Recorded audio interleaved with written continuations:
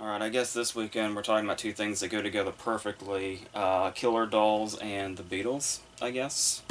So, obviously with Child's Play carrying over from last weekend, because I was only able to see Toy Story, but I figure it goes better with Annabelle anyway. And Annabelle's actually the movie I want to start with. Uh, Annabelle Comes Home being the third one in this spin-off series from The Conjuring. And I guess the Annabelle series is going to be one of these things that we kind of watch through, like, part of fingers. Not necessarily because we're scared, but because we don't know what kind of quality we're going to get. Because we had the first movie from 2014, which I think pretty much everybody agrees was a disaster.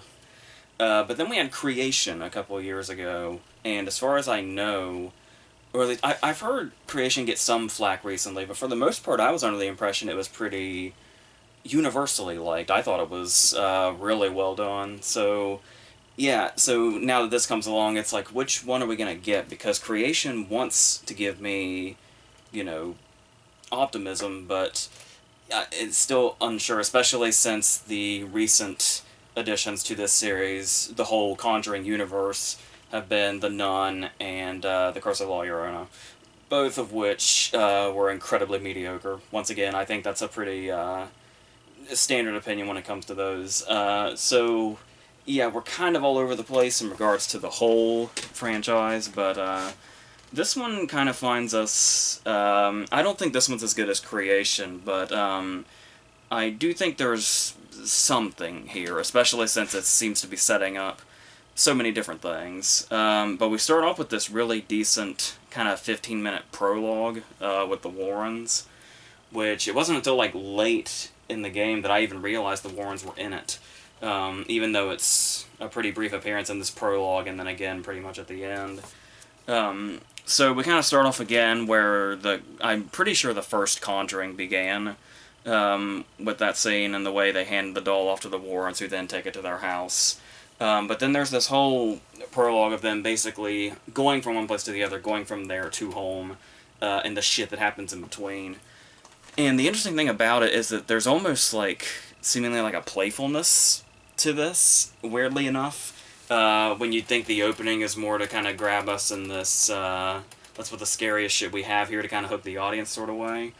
But, yeah, that cut to Annabelle just sitting in the back seat of the car, and they're just casually taking her home, and then Ed, like, singing in the driver's seat. It's like, there's almost something like, and I guess they're sort of setting it up for us because it doesn't stay this playful. It will try to get scary on us, I guess you could say. But in the meantime here, we have this, but then it does kind of seem like they kind of transition into the unrest period when they stop by this car accident that kind of delays them for a second. And I'm not quite sure what the purpose of this car accident is. I have a couple of ideas. It could be, like I was just talking about, like that sort of transition into the uneasy feeling when it kind of started off like it was going to be a little bit playful, and then we've got to get to the more serious stuff, I guess you could say. But it is something that I don't believe is ever mentioned again. It could also be considered like maybe foreshadowing, given an important character's backstory a little later, but so yeah, but that's in there.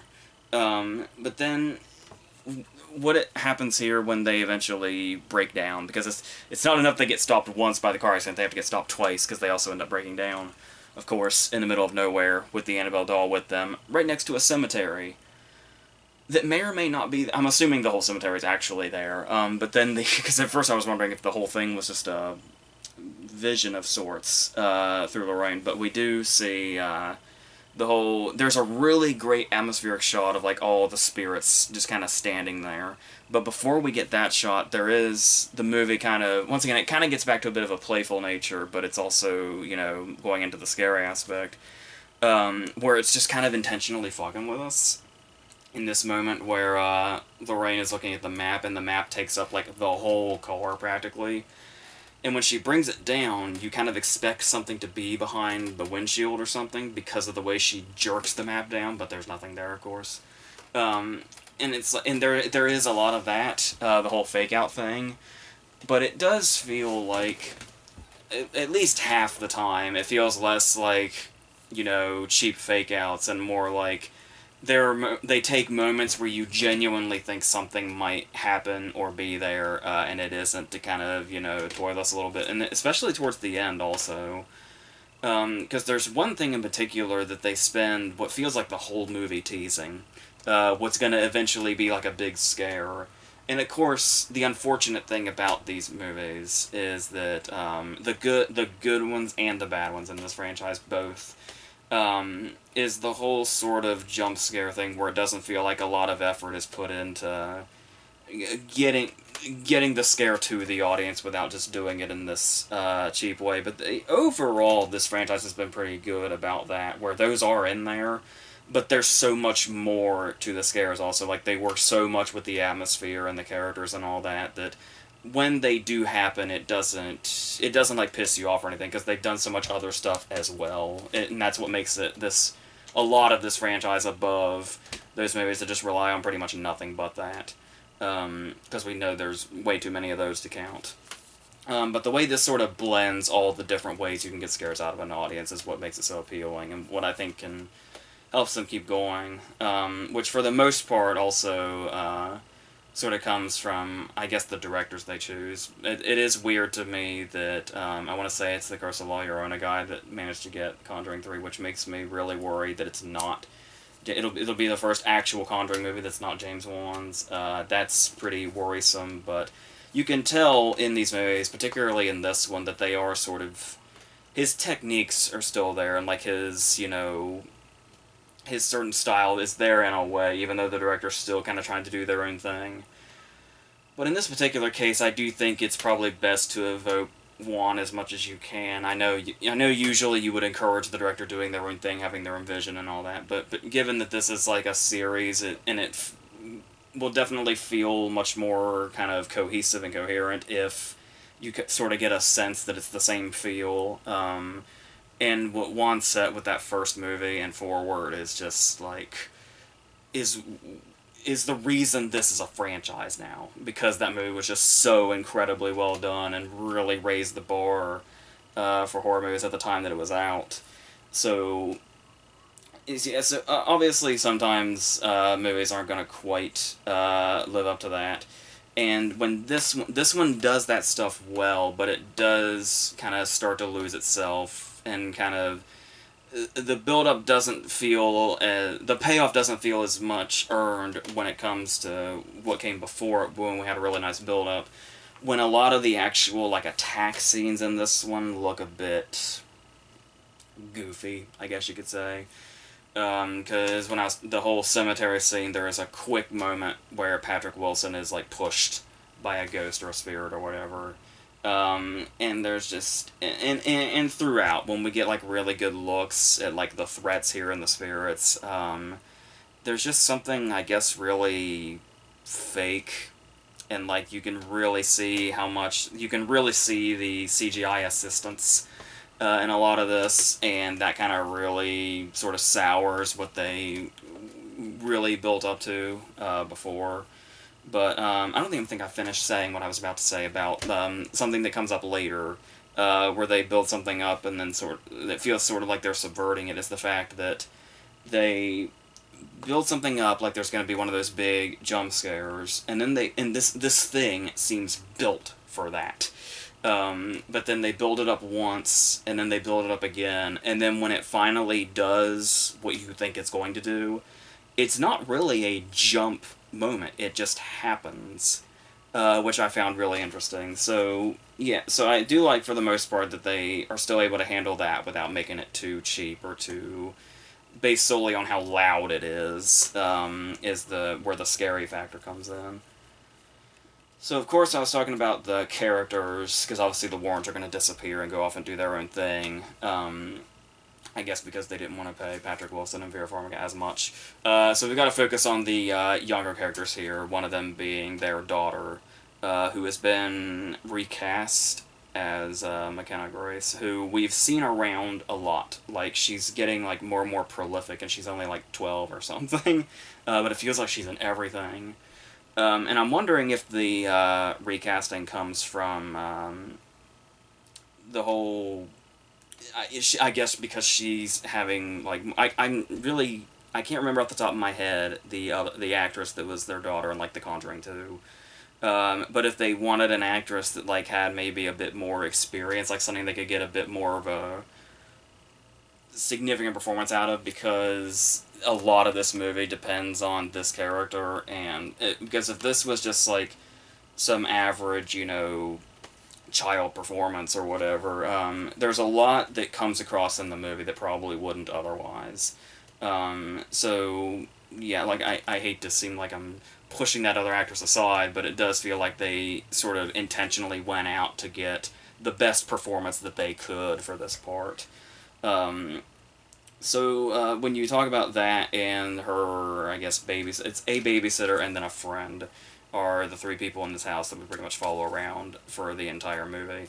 And it is another one of those cases where a lot of time, surprisingly, is devoted to the characters. And when I say surprisingly, it's because it's like, I mean, there's constant atmosphere and there's constant things, here and there that kind of give you that edge and kind of set up things for later and things that are going to eventually have payoffs. But I mean, as far as like the big scares go, we don't really get there till like about an hour in, which the rest of the time is pretty much spent on building up these characters. And like I said, that's not to say that there's like a lack of atmosphere or anything, because we do have moments like I really like that this is also kind of a Wand thing to do, which is when she first goes to school, and she's kind of being like followed around by this like priest ghost that just kind of stands in the background. Sometimes we get decent shots of him. Sometimes he's like out of focus in the background, but he's there, which is really nicely done. But the thing that I really liked was obviously whenever there's ghosts around, mediocre horror movie logic tells us that the music is going to tell us right up front if something's supposed to be threatening or not. But when she turns to this priest initially, it kind of lingers on him for a second, and then after like a little delay of looking at him is when the score kind of starts to come in. Which I really liked. It kind of reminds me of in the first Conjuring when the ball pops out in the basement, which would usually be the jump moment on the score. But it's not till the ball like jumps out, stops, and then starts rolling that the music kicks in. So that kind of stuff is still here, which I really like. This one does also have, I talked about that playfulness at the beginning, but also kind of throughout once other characters are introduced. This movie does kind of have a consistent humorous tone, I guess you could say, particularly with this character Bob, who's got the nickname Bob's Got Balls, which is a running joke that I never quite... The audience I was around loved it, but I wasn't quite... I just didn't really, I guess, get that joke. Or like what made it so funny, but there it is.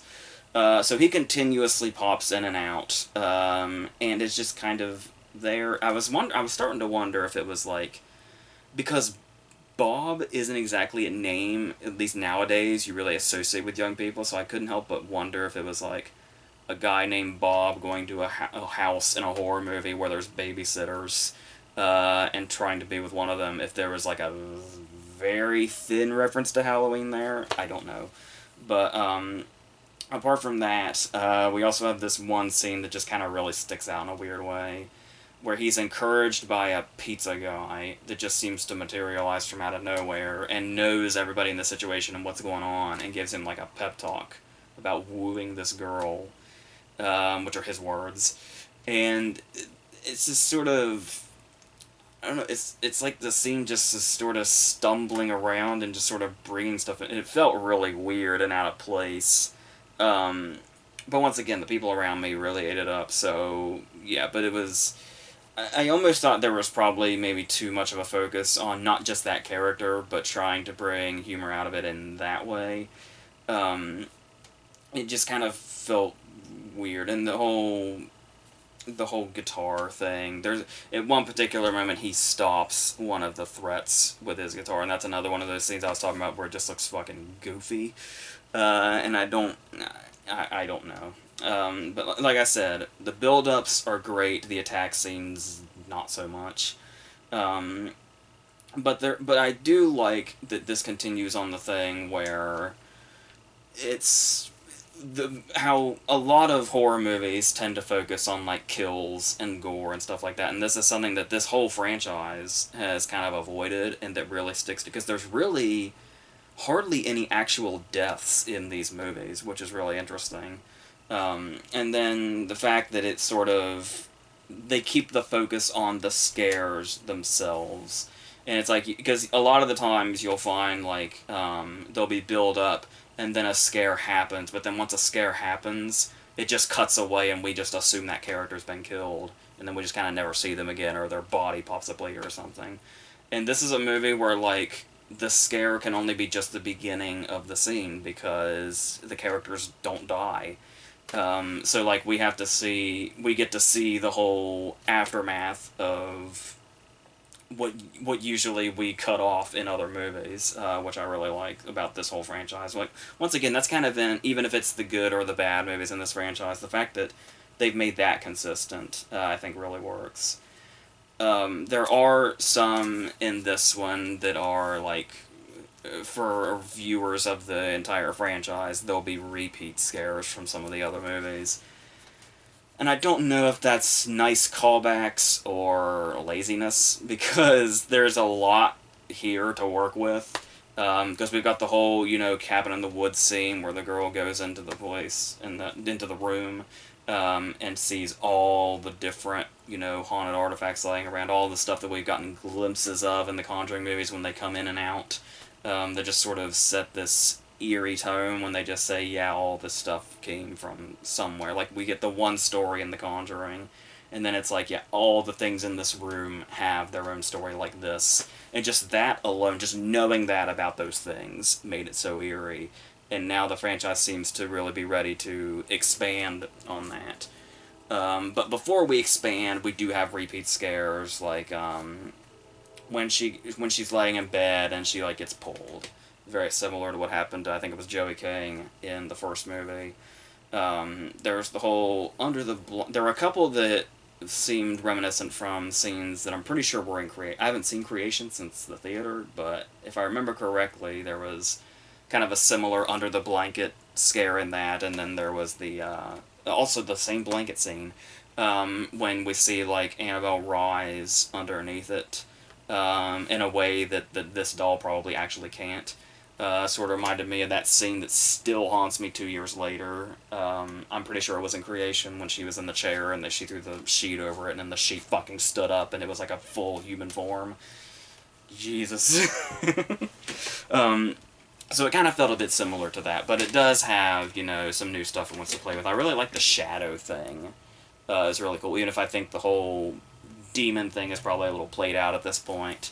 There's only so much you can do with that design to make it scary, and there's not much of a scariness factor here when it comes to what they actually look like. And that's another one of the things where I feel like the payoffs just kind of don't do the atmosphere justice or the build-ups justice.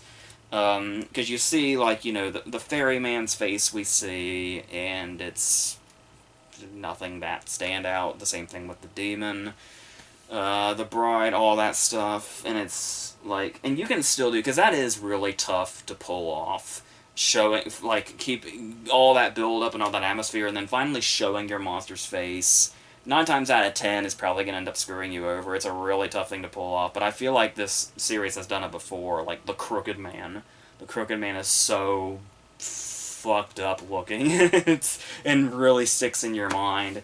These aren't that kind of way. They're not going to like stick in your mind or anything. So you look around and you try to think of the stuff that could expand this franchise. There's stuff here that works, but I think works kind of solely within the movie, like the TV thing, where she can see like just ahead into the future in it, and something bad may or may not be happening in the TV, and the way we kind of have to watch the things that we just saw on the TV happen and play out, and it's like we see how much danger she's potentially in, even though we don't quite know where the threat is coming from or what it is or what causes it. I think that works definitely inside the movie. I don't know that I could see an entire spin-off based on that. I think it works specifically for it being one major scene in this movie. And then after a while, I don't think there's only so much you can really do with something like that. there's the samurai armor, which is kind of just a freaky idea in general, especially since the only real thing it does in this point is, and this is the stuff that's good, like the Annabelle doll, where it's not the thing directly that's causing the whole thing, even though it's the thing you're afraid of. And it's like when they hear the voices inside the armor is really nicely done. But it's there just enough to where it feels like, because I feel like this was supposed to be like this whole coming together of all these things in this room that the Warrens keep locked up. But stuff like the samurai stuff is just here long enough that it just sort of feels like a trailer for an inevitable spinoff of some kind. So it's there to tease enough, but I would have liked to have maybe had the movie feel more like it was a whole thing as opposed to, I mean, yeah, it may have seemed a bit packed if they tried to expand on too much at once here. But also making it feel a bit more above, like I said, like basically like it's a trailer for all the spin-offs they're gonna end up doing. I feel like they could have gone maybe beyond that. And then there's The Bride, which just kind of feels a bit derivative. It sort of looks like, the woman in Insidious, or even La Llorona. Really, it just kind of feels like a whole played out thing. And so yeah, and then there's the Hellhound thing, which we only get some glimpses of. Which once again, as far as the face goes, looks awfully fake and CGI heavy, but should they go in that direction, perhaps they'll, do a little more, just do a little more when they don't have to deal with all the other stuff too. If they can just focus on just one thing, maybe they can put a bit more into the look of it. Sort of like we saw the evolution of Thanos throughout the Avengers movies and how much more detailed he got as the movies went. Maybe that's what will happen with these things that are kind of somewhat unimpressive at this point. But as far as the Hellhound thing, I was wondering, because I remember hearing I heard this a while back, but then I never heard about it again, so I don't know how likely this is, but I did hear a while back there was a rumor that The Conjuring 3 would be centered around a werewolf. Which was nothing like, definitive, just something that I heard was a possibility. And I thought, just in general, before the whole Hellhound setup ever happened, I just thought that was a really interesting idea in general, and something that would take the series in such a different direction, yet they could still keep the same atmosphere. To where it's not quite necessarily supernatural in the way we've seen in this with, like, ghosts and all that. But yeah, I would honestly kind of really like to see that, depending on what they do with it. So I guess we'll eventually find out, because I Googled it, and it looks like there's still, anything you search up for the Conjuring 3 plot just says, plot is hidden under wraps. But if that's the direction they go for that, instead of just making it like a Hellhound spinoff, maybe just making him the antagonist of the Conjuring 3, I would be really interested to see what they could do with that. But in the meantime, yeah, it's fine, and they did have, maybe they were slightly too ambitious in regards to how much they wanted to do here, because some of it feels kind of pushed to the side, some of it just feels like advertising other movies that haven't been made yet. But yeah, it's fine. Like I said, the way they still capture the atmosphere and the way they kind of do the wand type build up and all that, there's something here that's worthwhile. But it would have been nice if we had something that was sort of on par with Creation, which I think this falls under. But once again, we're still staying high above that first movie, so at least we've got that. So yeah, then we'll see what else they do with this. Hopefully the quality kind of gets sort of kicked back into gear as we get closer to a third Conjuring movie, so we'll see what happens. Still worried about 1 not making it, though, so we'll see what happens. Let's now go on to Child's Play. I struggle to call it a remake, because it's really kind of its own thing if you can embrace it that way. For some reason, they kept the names of the characters. We still have Karen Barkley, Andy Barkley, and Detective Mike Norris, and of course, Chucky.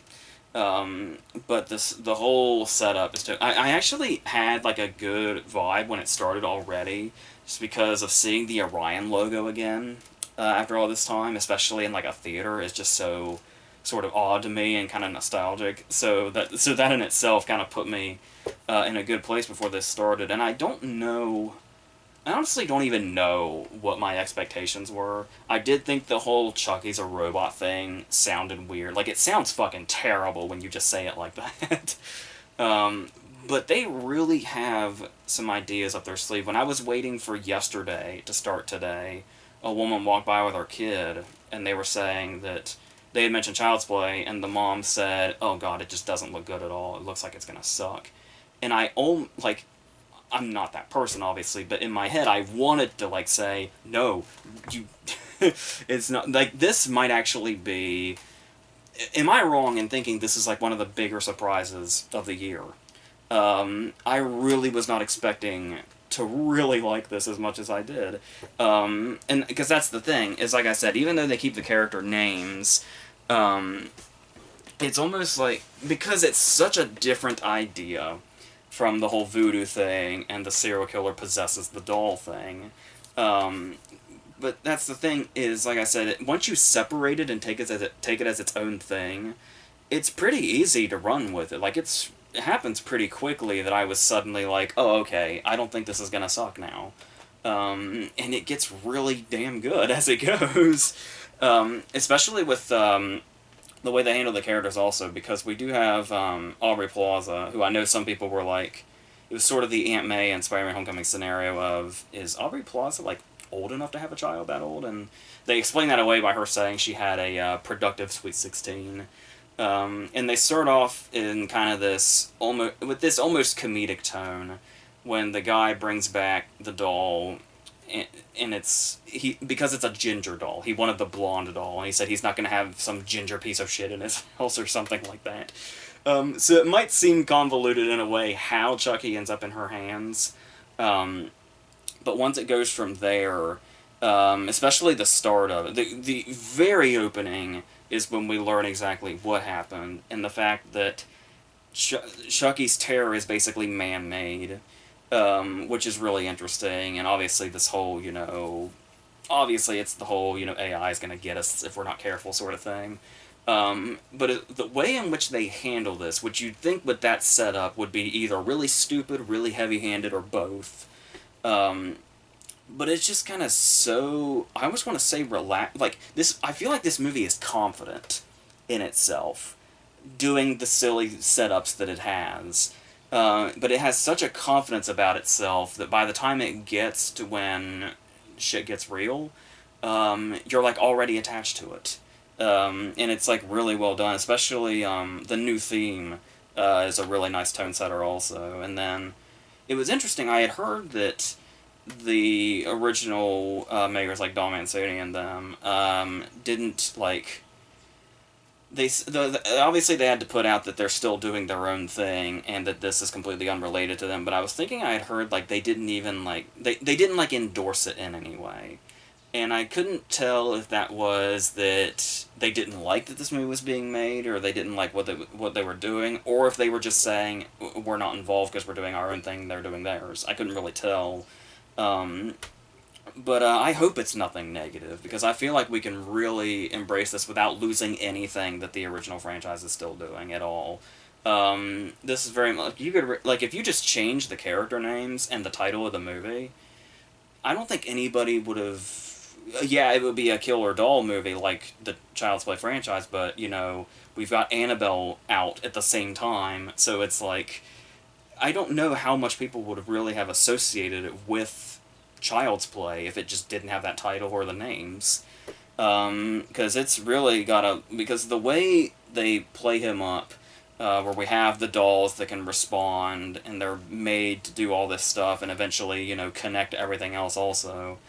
And there's almost like a weird, like, E.T. vibe they were going for, because when Chucky does the whole thing, like, his finger lights up where E.T.'s does, and then there's a lot of times in the movie where Andy's wearing like a red hood and a shirt like Henry Thomas in E.T. So I thought that was kind of weird. And the fact that in E.T., Elliot has to keep hiding E.T. around, and in the same sense, Andy has to be hiding stuff with Chucky, just not Chucky himself. which goes in a really darkly comedic path. I was talking about the comedy that was in Annabelle and how it wasn't really working for me. The dark humor in this movie is one of its absolute strong suits. I would almost say this movie is hilarious. And it's intentional. Like, they're actual jokes within the movie. You're not laughing at it at all. It is... and I'm just wanting to say what those things are. There's one line in particular during the first major kill that is a callback to a scene earlier. And I don't know that I have laughed at a death scene, a horrific death scene, by the way. This is what the movie does so perfectly, is the kills in this movie are fucking insane. This movie is gruesome as hell. Yet during this first scene, which is this horrific, gory death scene, the line that ends it, the line that punctuates this scene, is the hardest I've laughed in a while. It was a really weird combination, and it worked so well. It was really weird.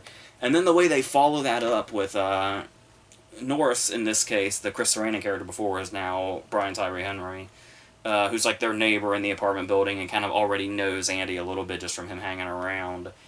Who's this really likable... He's one of the more likable characters I've seen, at least this year. And then he comes to this crime scene, and every now and then there's just like a throwaway line, like, they say like, you know, the body was stabbed 25 times, and his response is, God damn it, I just bought these shoes. And then he manages to make... This might sound weird, but it works. Somehow, some way, Brian Tyree Henry makes a race joke at this crime scene that it works, is actually funny, and it's... Yeah, it's... I have no idea how this movie pulled off some of the stuff that it does, and got away with it. I really don't, but it does. And then the way we sort of gradually get to Chucky killing people, because it's not like this instant thing. It's not like he's, you know, programmed to kill people or anything like that. He's just programmed to... All of his safety functions are gone, and everything that basically keeps him from becoming something like this, something dangerous, is taken away from him. And then it's just basically how Andy and his friends interact with him, and it just ends up building that way. And this really takes off when, because obviously, you know, Andy has a really sort of angry life. He's like a younger kid, he's like going into his teens, he has problems with, you know, some bullies and people around. His mom's boyfriend is an absolute piece of shit, so he finds himself wanting certain things to happen in moments of anger, and Chucky is there to please him immediately. And they make the mistake of watching the Texas Chainsaw Massacre 2, out of order for some reason. I guess unless that's just the way the scene was edited, but, and this is basically where Chucky goes in that direction. And it's so well done, and like to like gradually build up to that instead of just making him like instantly go off. The fact that he's basically accidentally made to become a killing machine through Andy's, you know, teen angst and anger.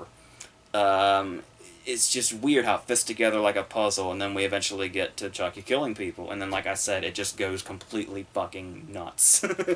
And I found this movie so incredibly satisfying. Like this, like you watch, you know, like, you know, thought-provoking movies or art house movies or something, and you say, oh, I'm still, you know, thinking about it even now, it's still, you know, moving around in my mind and all that. I was still thinking about this movie days after I saw it, just how much, like, fun I had with it, and how great of an experience I thought it was, even if, you know, some of these deaths are so incredibly brutal and gruesome, I was kind of half looking at them. Yet, like I said, the movie has such this, you know, energy about itself, and the humor that's thrown into it just really works in this way. Like I said, I don't even know if it's comparable to the original movie. Like to say it's... Because it's not really... Like, even in tone, they're not really even the same movie. Because the original movie, like, you know, has a bit of campiness to it, but for the most part is really straight-faced about itself. Which actually, I think, works in that movie, particularly.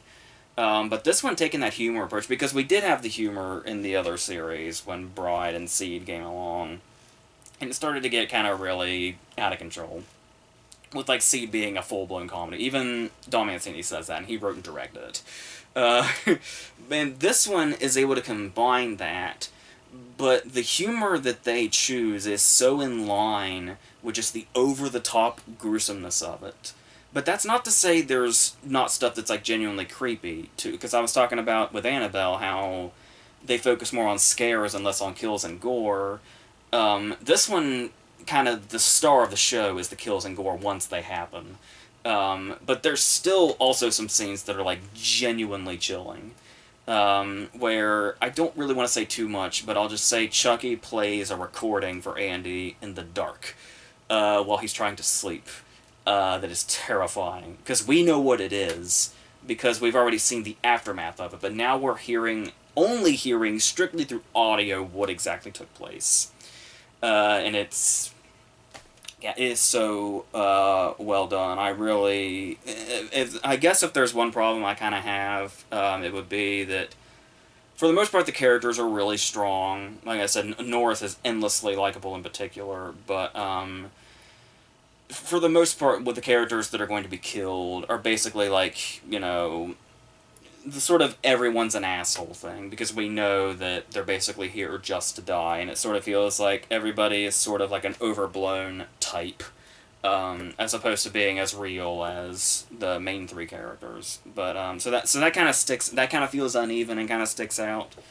Um, but I mean, still overall, there is, like I said, there's even. I was talking about the line that follows the first big kill. I forgot to mention there's also a visual gag thrown in there. So yeah, so it starts off like you're like horrified by this gore that is like so over the top and gruesome, and then you find yourself kind of laughing as it's happening because of the visual gag, and then at the end of it, you're laughing even harder because of what Chucky says. And that is a balancing act that rarely a movie could probably pull off. So that's. I mean, I don't know what else I can really say that wouldn't just be describing the rest of the movie. But it's got a great climax. It's yeah. I mean, and I'm also a week late, so you've probably already seen the movie anyway and know what I'm saying. But yeah, I kind of can't believe how good this is. So there it is, and I hope it's not overlooked strictly because it seems like it's going to be some mediocre remake of a movie that was really successful and effective, but also kind of cheesy for its time. Also, I could really see people easily dismissing this, like that woman I saw walking by, and it was like I want to save people and say like, no, you really like if this kind of thing is what you're into. I think you're gonna fucking love this thing. You may even like it more than the like original. Like if the original is a movie that you think is kind of too cheesy, but there's still a certain appeal there, this might be the movie that you want in place of. Even though, like I said, I don't think they're that comparable in regards to how they handle their material and the way one's much more about its dark humor while the other is a bit more serious about itself. Um, so yeah, it's interesting that the movie that's more serious about itself is the one with like voodoo and witchcraft, and the one that's having fun with itself is the one that's also kind of trying to say, hey, in real life AI could potentially kill us if we're not careful or something, whatever it is. But still, yeah. So I just really kind of love this movie. So there that is. So let's end on yesterday, to go in a totally different path. The concept that is probably like the most upbeat episode of the Twilight Zone you've ever seen. Where the dude is a struggling musician and he can't really get the love that he thinks he might deserve, and his friend slash would-be girlfriend Lily James here, who they're kind of doing the will they won't they sitcom thing, is there to kind of build him up, but overall he's just not having it. He thinks this is, he has a line at the beginning where it's like, this isn't some, big movie-like story that's going to have a big end. This is a short story, and this is the end of it, and I am unsuccessful, the end. And then, at some point, for a reason that the movie never explains, which I do like, um, all the power in the entire world goes out for about 12 seconds, and in this moment, he is hit by a bus uh, and ends up in the hospital. But of course, when he wakes up, it turns out that in this new sort of world he's been knocked into, I'm not quite sure. I can't express enough how much I like this about the movie, that it never really explains what really happened here. But he is in a world where the Beatles didn't exist. I guess they somewhat exist, but the songs and their music don't exist. They never happened, or at least nobody remembers them, is the way they set it up. Um, and so he decides he's going to act as if they're his songs and remember them the best he can, and he'll get all rich and famous, and then it goes in the direction you probably think. Even though they do throw in some turns in there, one of the first things I thought was an interesting turn that I don't think they're really putting out there is that it's more than just the Beatles music that's missing. It's sort of like pretty much anything they could have possibly influenced or could have influenced them. They're interestingly vague about exactly what's missing from this world and why. But once again, I think that's kind of the appeal of it, because you just kind of have to run with it, and it's like if they got way too into the whole explanation thing, the whole magic of the concept just kind of disappears. It sort of kind of reminds me of Field of Dreams in that sense, where it's like no need to explain the magic, just that's just what it is, and then you go from there, and then the feeling will come. But yeah, but I do think you do probably wonder exactly how far they can go with this when you know the directions it's going to go. Like, will the fame get to his head? Will it become too much? And then the whole love story with Lily James is something we've seen over and over and over again. And how they're going to handle that. But you look at that and you think, you see where it's going. So how the story is executed is going to be really important. Which comes into who directed this, which of course is Danny Boyle, as I'm sure most people know now. And so you know there's going to be some sort of like flashiness to it, to put it mildly, in many of Danny Boyle's cases. So, and also Richard Curtis wrote it, who did, like Love Actually, and all those British romantic comedies that we love. Um, so when you look at this, though, it's like at the start, it doesn't really feel like it's weird that you see Danny Boyle's name on it right at the beginning, because it's like it just feels like an average movie. Like the way it's shot looks pretty average, the way the characters in all of that, it's all just kind of seems like this sort of average kind of movie. But then the second the power goes out and he gets hit by the bus and we're thrust into this Beatleless world, it becomes a Danny Boyle movie. Very much so, for pretty much the rest of the runtime. Where we've got the different transitions. There's like words that appear on the screen that tell us what our locations are and what the songs are that he's remembering and he's rewriting. It becomes very flashy very fast, and that's probably what keeps the movie alive in a lot of sense. Like, you can almost feel like possibly a fear in him, that the concept was kind of starting to dry out as we got into the last. I'm saying this pretty early, but as far as the concept drying out, it didn't really start to feel that way till like maybe the last half hour, and the movie's almost 2 hours, so it goes. They get it pretty far, but and even though they do throw some interesting turns in there, and maybe go in some directions where it seems like they're setting up one thing, but then they might take it in another direction. There is enough of that in there, but still, by like the last half hour or so, I think I kind of checked out a little bit, and I think they did just about all they could do with it. And I think maybe cutting the movie down a little bit would probably have been doing it a huge favor. But there's still a lot to like here. The lead actor has a lot of appeal to him. He's got the voice, and he's got the sort of the sense of humor where he's kind of the way he ends up in some of these scenarios where like people will like accidentally say the lyrics to Beatles songs, but obviously not even realizing those songs exist. Like with a little help from my friends and stuff like that, and just the way he sort of reacts to stuff like that. The way he reacts to Ed Sheeran standing on his doorstep. So Yeah, and it's Ed Sheeran in this movie is actually like a really great addition. Like it's between this and Bridget Jones's Baby, I've realized that I fucking love it when Ed Sheeran shows up in movies playing himself. Especially since here he sort of seems to be playing like an entirely different version of himself.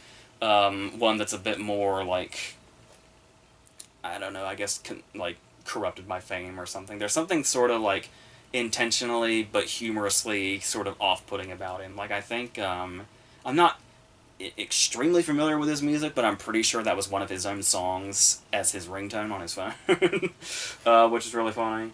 And he also brings in the movie's sort of like, I guess, villain, his agent, who is Kate McKinnon. And I know people have their issues with Kate McKinnon. I think a lot of people think like she overacts and she over exaggerates her face and all that. But I don't know. I just can't not love her, no matter what. So any of those scenes are fine with me. But and then that's kind of where it starts getting into the whole. Once again, they do try to do some unpredictable things, and there are a couple of moments that sort of feel like the movie cheats itself.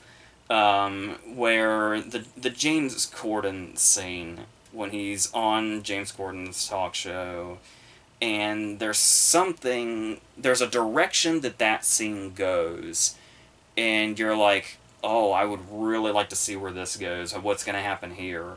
And it's like a dream sequence.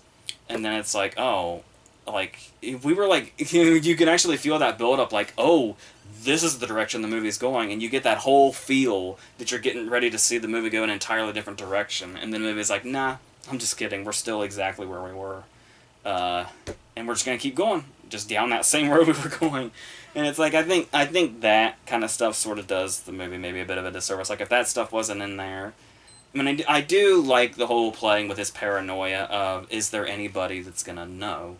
Like I could sort of feel the fear in my own stomach every time he would play a song for the first time in front of a crowd, and it's like, what if somebody recognizes it? And you just kind of have that feeling inside you. Um, and we do eventually go down that path, which is one of those things where you think they're going to handle it one way, but they go a different way, which I did end up really liking, even though, like I said, it does sort of, when they do that kind of stuff, still kind of it's like the more they do that, the more it seems like they're like, oh, you were going to do this, but you do this, which is great. But then the direction they end up going usually ends up limiting even more exactly where the movie can go, which is kind of the issue. So it's like, it's great that they're doing this, but then you realize that's kind of, that direction they do go is kind of what's causing the problem, where it's like, the movie's getting cut down more and more in, like, the places it can go, and then after a while it just kind of gets stuck in the same place. And I think that's when I started zoning out. To the point, and I must have zoned out really bad, because the thing here is we do eventually get to a scene towards the end, and I could feel how profound and moving this scene probably should be. And it's like, this scene should be a big fucking deal, this big scene towards the end. Like, it's the movie's whole, like, the movie has been leading to this moment the whole time. And I just kind of wasn't with it. Like, I could sense, like, how much I should think this is this big, profound, whole culmination of the movie itself, but it's like, yeah, but I don't know if it's because I was still thinking it just kind of ends up still being a dead-end direction for the movie itself. And that there's, other directions you could take. Just like if we have this one scene, I feel like there's more to that.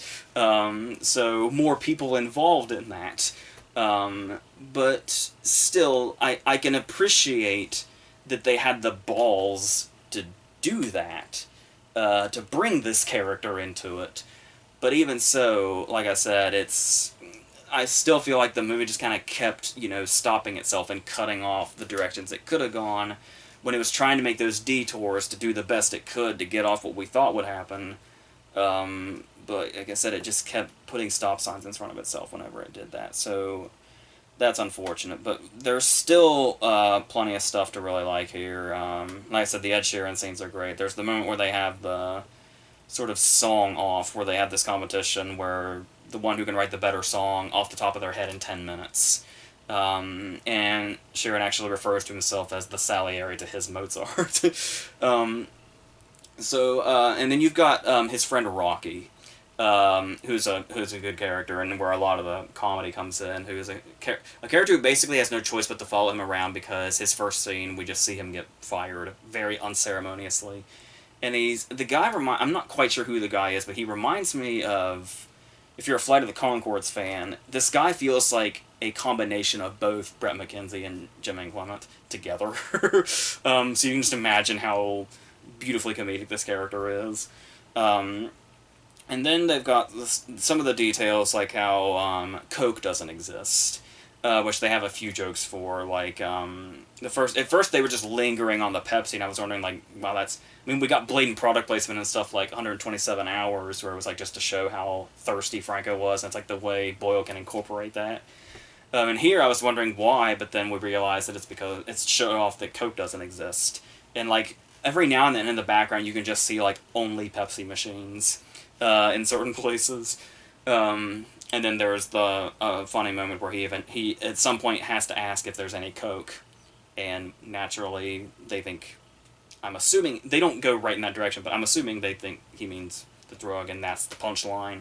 But they don't really stick to it much. But apart from stuff like that, there's also the album covers where they're going through the different names and albums of the Beatles music, which he's trying to stick with.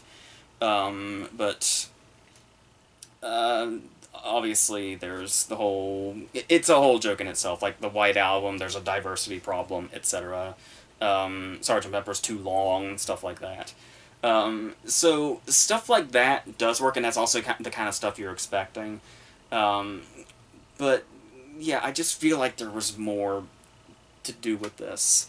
But like I said, it's sort of like I guess since I was already comparing it to a Twilight Zone episode, might as well talk about the whole sort of like what Jordan Peele's new reboot of Twilight Zone was doing, where it's like the episodes are just too long, and once the point is made, where do you really go? And you can kind of see it struggling, but there is still a lot of there's a lot to like about it. Like it's a very likable movie for sure, and I'm sure a lot of people will really take to it, as particularly people who just love the Beatles music, obviously. But yeah, I do think it sort of cut itself off a little too much, and there was a lot more they could have done, but I don't. It doesn't feel like it's quite all here. Maybe too much is here. Either way, I feel like they probably could have done a little more, but it's fine. It's it's fine. It's perfectly likable. So there's that.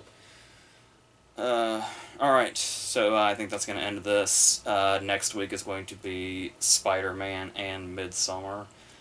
I don't know if I'll end up, because Spider-Man comes out the day before Midsummer. I don't know, I might just end up doing those as two separate videos or something. Just do Spider-Man by itself and then Midsummer by itself, unless I end up seeing something else. They can go with Midsummer, but yeah. And then there's another Versus that my brother and I shot last weekend, so there'll be that also. We'll keep going with the Big Little Lies thing, and then we'll see what else happens. So until all that stuff, I think we're done.